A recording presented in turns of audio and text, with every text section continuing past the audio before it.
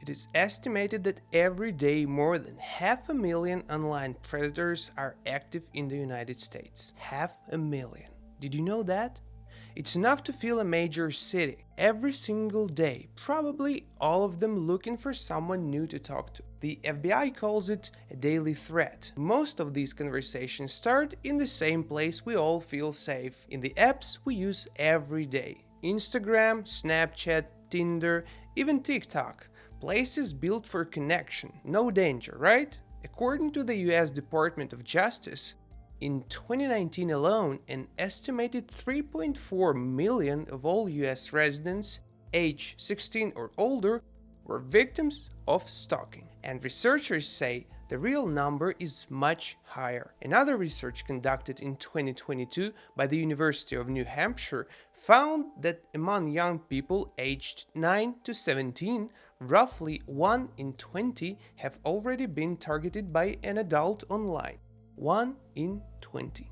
And across all ages, 4 in 10 Americans say they've experienced some form of online harassment, from unwanted contact to full-blown stalking or extortion. The numbers aren't abstract. They're people, someone's sister, someone's son, someone who once thought it's just a message. And victims of Glen Anthony Heartland thought along the same lines.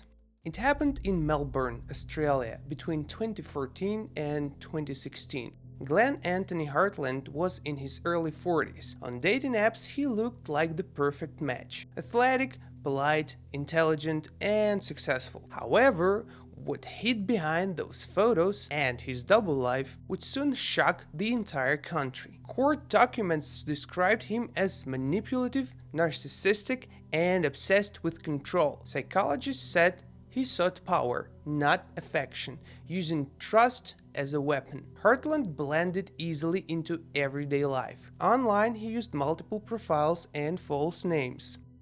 His victims described him as attentive, someone who remembered small things. Each woman met him through Tinder.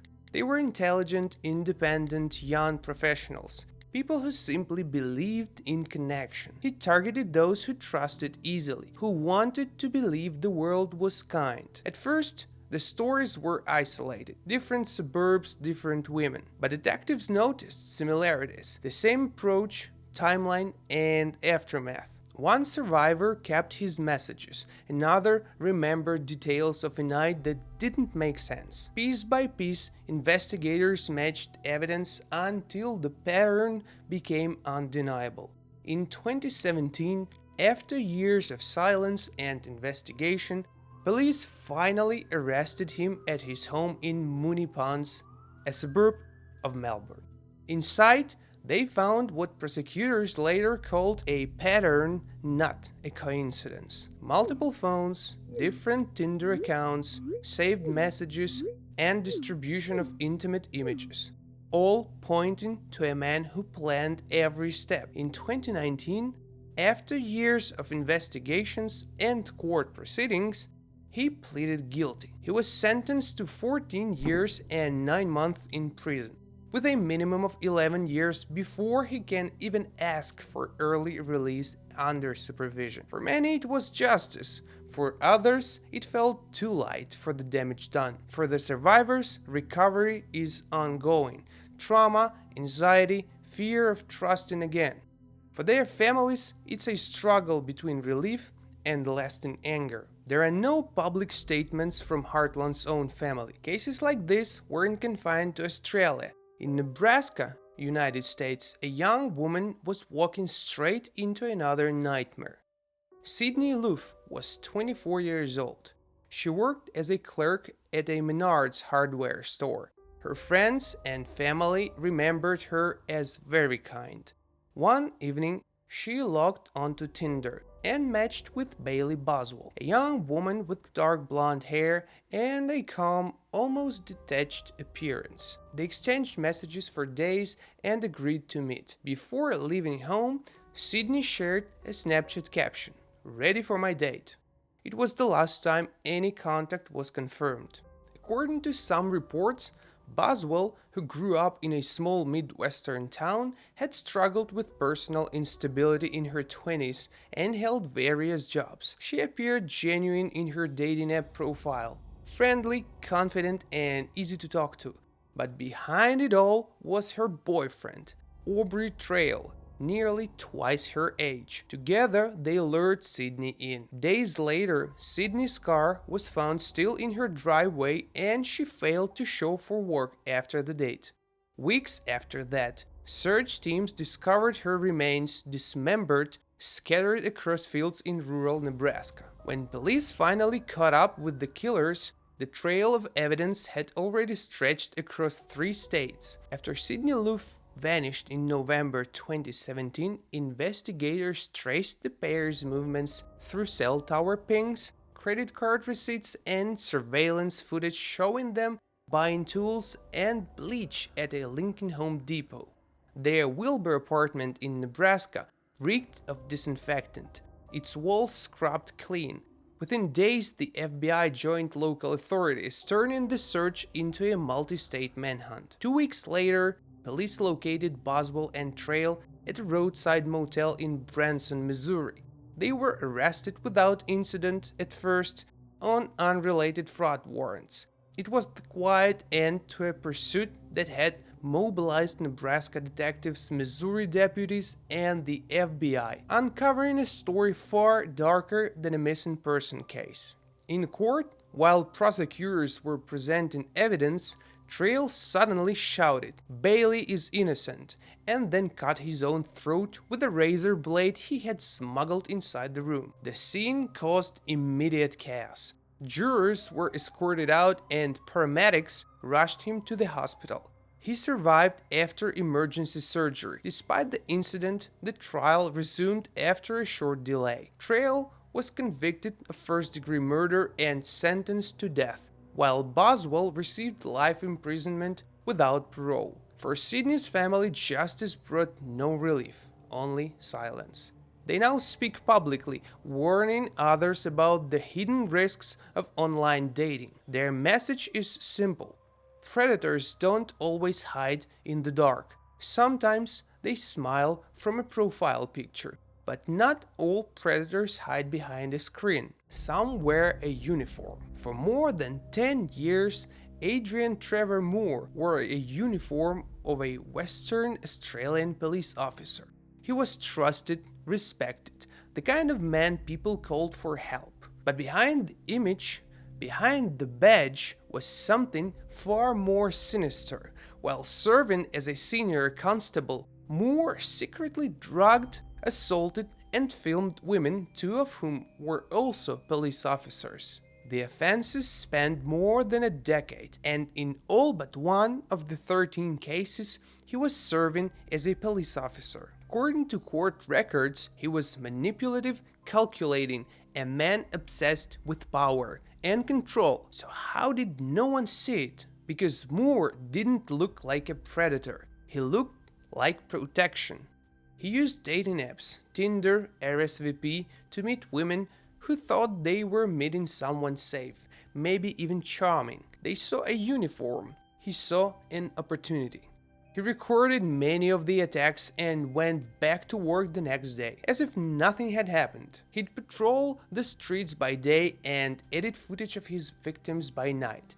For years, no one suspected a thing. The offenses came to light when a victim reported him in 2018. An internal investigation led to a search of Moore's electronic devices, where digital forensics found thousands of hidden videos and images of his victims. He also misused police databases to look up women.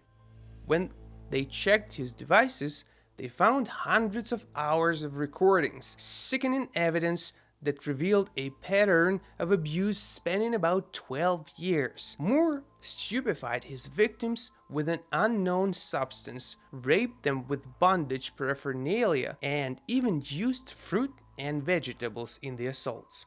The horrific acts were filmed, categorized, and stored by Moore, who then used the footage for his own sexual gratification. Some of the victims were unaware of the crimes against them. until shown videos from storage devices retrieved by police. Moore did not plead guilty to the main sexual assault charges in his 2022 trial. He was found guilty by a jury. In December 2022, Adrian Trevor Moore, then 53 years old, was sentenced to 30 years in prison, a record term ever imposed for sexual offending in Western Australia. But experts say the story doesn't end there. Without tighter oversight inside police forces and across dating apps, predators like Moore can still hide behind power and anonymity. He committed most of his crimes while serving as a police officer. No one questioned him until the evidence spoke louder than his reputation. If the person we're taught to trust can become the one who harms, how do we ever feel safe again? But power doesn't always wear a badge. Sometimes it hides behind a camera lens. In 2024, Salim Barada, a 38-year-old Moroccan-born photographer, lived in France. Charming and confident, he built his image around art and allure. He offered free photo sessions to aspiring models using online ads and dating apps like Tinder to meet women who believed they were stepping into a professional opportunity. On Tinder, he was the perfect match, presenting himself as charming and creative and often claiming to be a chef or photographer. Investigators discovered that he used an Excel spreadsheet filled with pickup lines and compliments to contact numerous potential victims at once. According to prosecutors, when women arrived for what they believed were modeling sessions, Barada offered them a drink.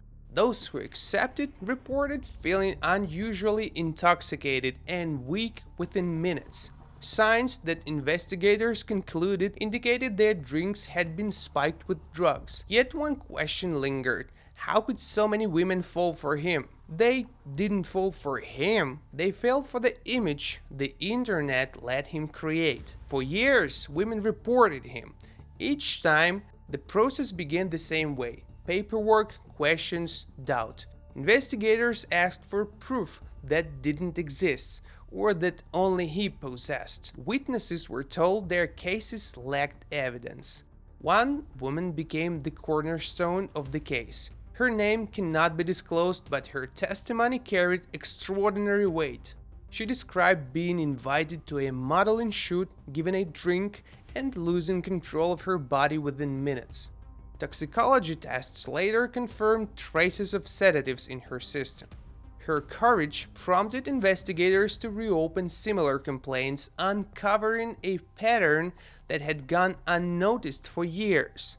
When police detained Barada in 2019, they found a trail of digital evidence, messages, photos, and dates that matched the women's accounts almost exactly. In courts, he stayed calm and denied everything, but as one victim after another stood to speak, the silence he had built around himself finally shattered. In 2024, after years of silence and scattered complaints, the Paris Criminal Court convicted Barada of 12 rapes and 3 sexual assaults.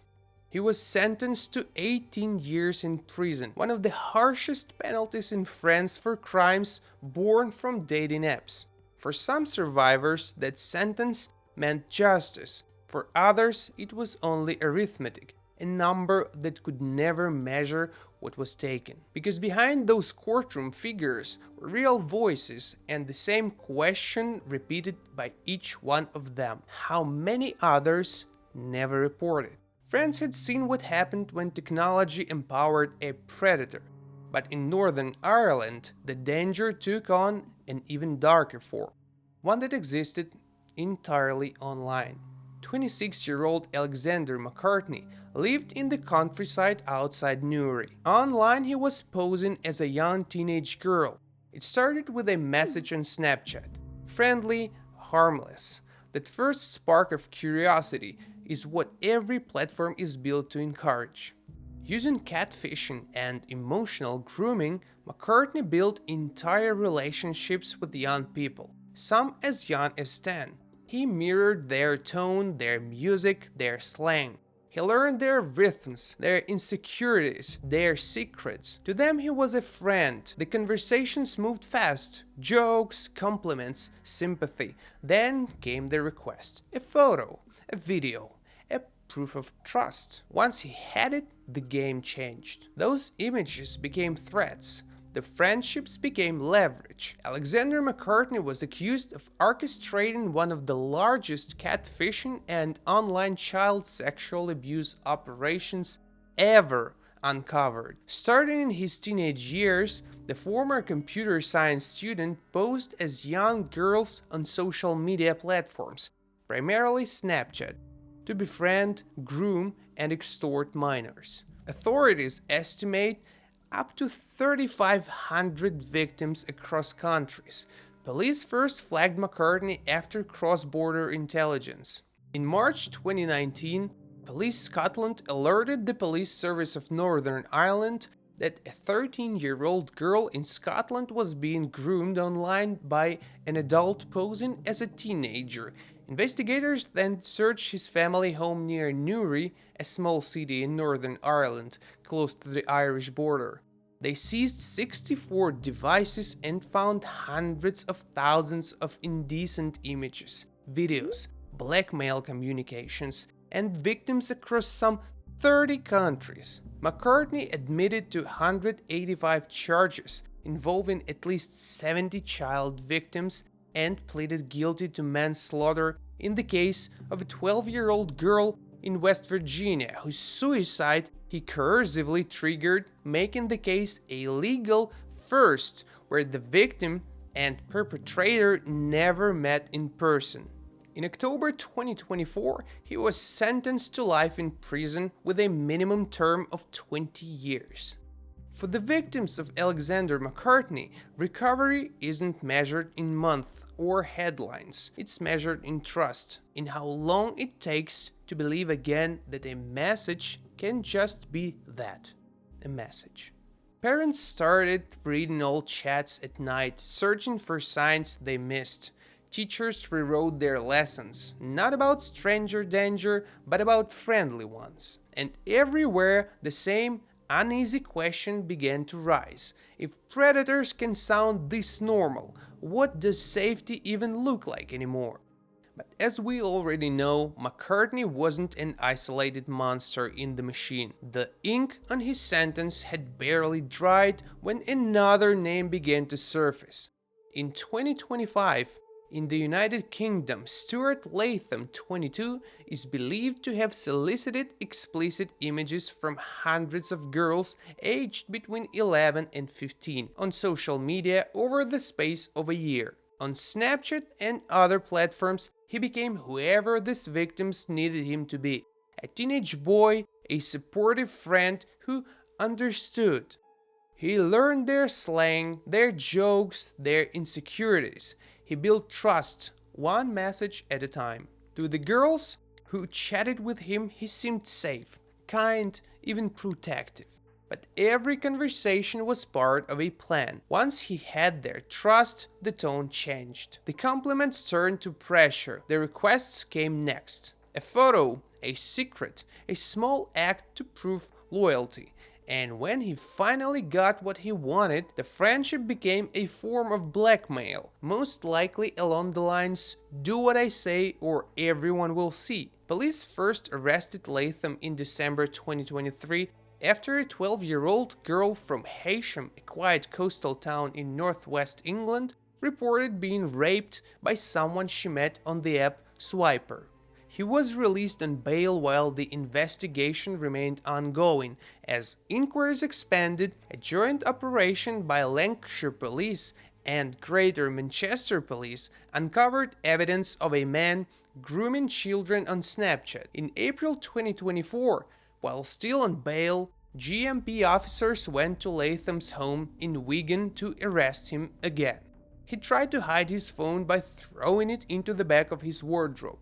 Forensic examination of Latham's device revealed around 4,000 indecent images, and of those, more than 1,000 images were Category A, the most serious kind, which includes sadistic sexual acts or activity with animals. Police also found evidence of him posing as a 14-year-old boy named Josh to target girls online. Later in September 2025, the 22-year-old pleaded guilty to 49 offenses against at least 41 victims ages 11 to 15, including rape, sexual communication with children, blackmail, and the creation and distribution of indecent images. He was sentenced to a minimum of 14 years in prison. The scale was staggering. Messages sent across the country, victims as young as 11. Experts warn that cases like Latham's are not rare. As long as social platforms lack identity checks and real-time safeguards, predators can reinvent themselves endlessly. For survivors, recovery isn't linear. It's an ongoing negotiation with fear and trust. Many live with what experts call learned vigilance, always alert, even in peace. Healing isn't about forgetting, it's about daring to trust the world again. But across the Atlantic, in a city that never sleeps, another predator was learning how to hide in plain sight. His name was William Hathaway, 33. Ambitious, well-dressed, a familiar face in New York's social scene. He exchanged messages with a 23-year-old woman on Tinder for a few days, and the two agreed to meet on February 15, 2020, at Soho House before going to his West Village apartment. But once inside, everything shifted. There, she told investigators she withdrew consent and repeatedly said stop, but he continued. Media coverage frequently referred to it as the Soho House meetup, not because of who he was, but because of where it happened.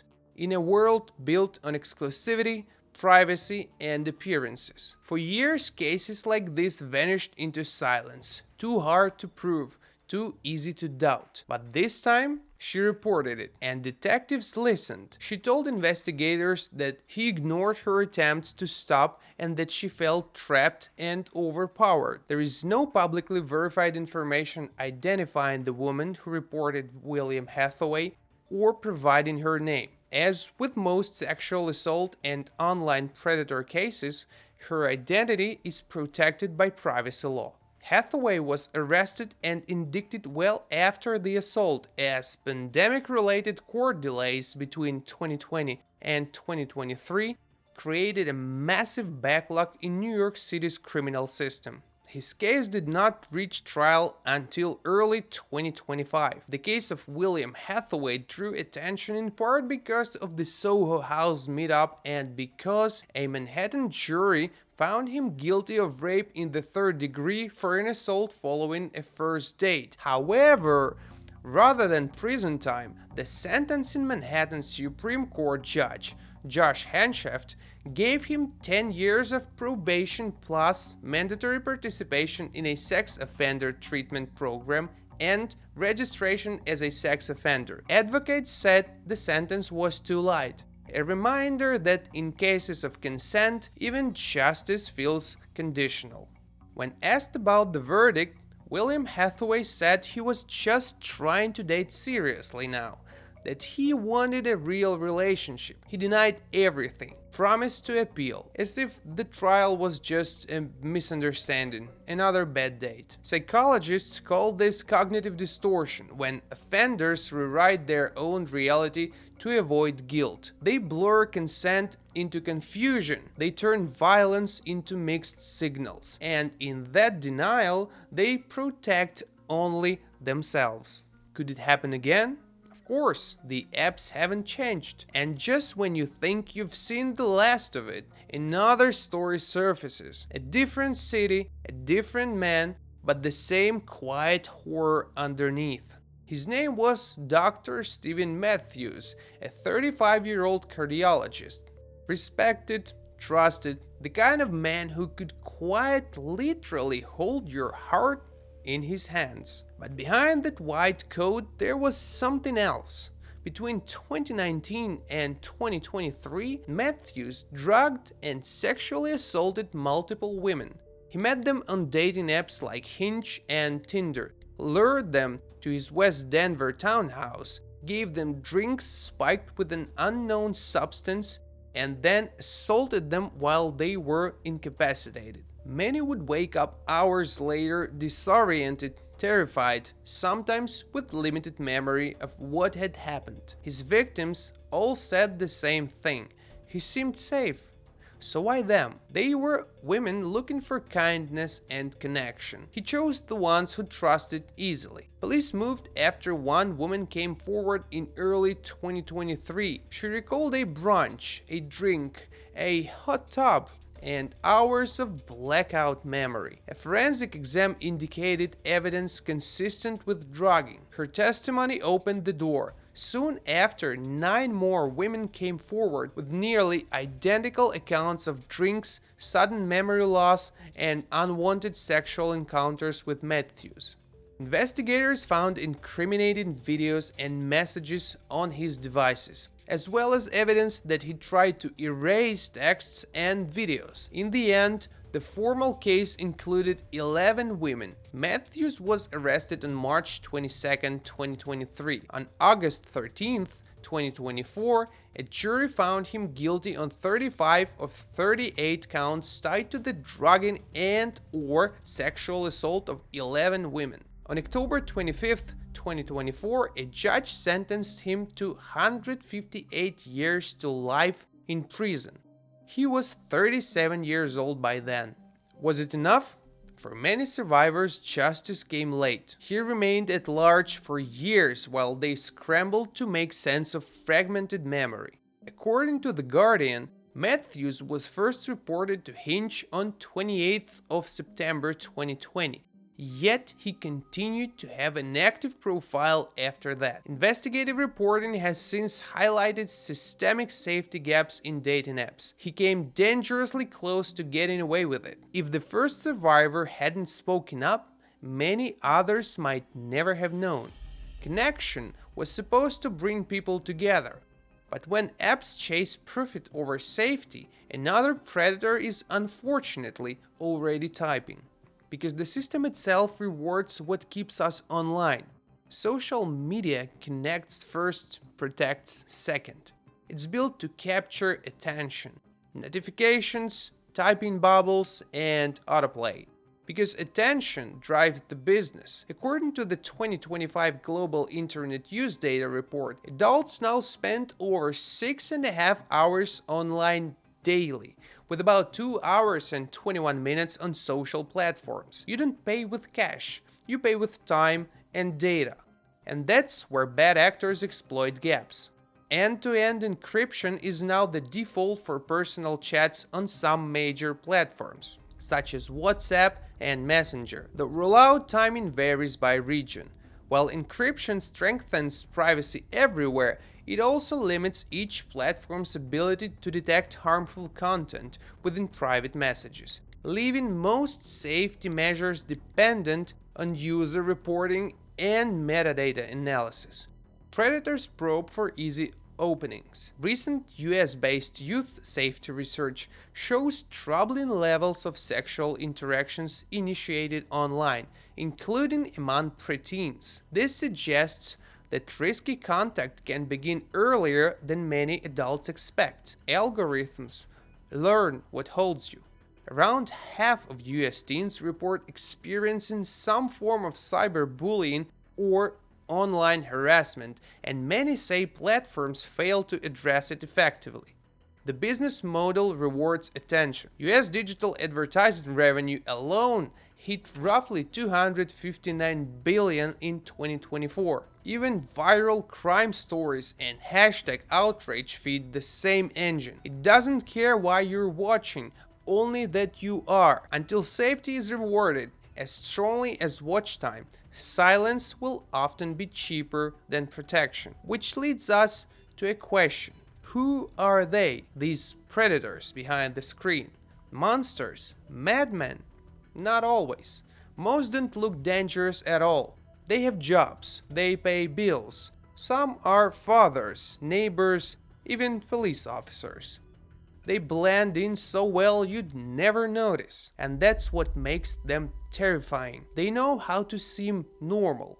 According to the US Sentencing Commission, about 94% of sexual abuse offenders are men, with an average age of around 38. That's the same age range as your coworkers or people sitting next to you on the train. Psychologists say they share one thing: a hunger for dominance. Many offenders minimize or deny what they've done, calling it a misunderstanding or saying it got out of hand. Psychologists note that denial and justification are common tactics to protect the one thing they care most: control. So how do we fight back? If someone pushes you to move too fast, share too much, or keep secrets, step back, save the messages. Block the account, report it. The FBI's Internet Crime Complaint Center and the cyber tip line operated by the National Center for Missing and Exploited Children review these kinds of reports. Across the country, groups like Right to Be, the Cyber Smile Foundation, and others are fighting to protect people who have been targeted online. Sometimes one screenshot is enough to stop another victim's story before it starts. But the first line of defense isn't an algorithm, it's us. It starts with the courage to speak up. So stay aware, stay human, see you in the next story.